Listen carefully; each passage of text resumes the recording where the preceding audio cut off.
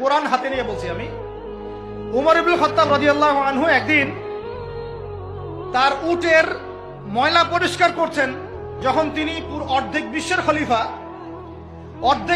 খলিফা উটের ময়লা পরিষ্কার করছেন। আলী ইবনে আবি তালেব এসে বলছেন, ইয়া আমিরুল মুমিনিন, আপনি আপনার পরবর্তী খলিফাদের উপরে কত কঠিন বোঝা চাপায় দিচ্ছেন। এত কিছু করার পরে নিজে উটের ময়লাও পরিষ্কার করছেন, আমাদের জন্য এত কঠিন করে দিলেন খেলাফতের দায়িত্ব। তখন ওমর ইবনুল খাত্তাব বলছেন, এই কথাটা শোনেন, তিনি বলছেন যে আমাকে উচ্চ প্রশংসায় ভাসিও না, ইয়া আবুল হাসান। আবুল হাসান হচ্ছে আলী রাদিয়াল্লাহু আনহুর নাম। হে আলী, আমাকে উচ্চ প্রশংসায় ভাসিও না। আমি ভয় করি ইরাক তো তখন মুসলমানদের আওতায় আছে, ইরাকের ফোরাত নদীর কিনারায় যদি কোনো ছাগলের বাচ্চাও না খেয়ে মারা যায়, আমি ওমর ভয়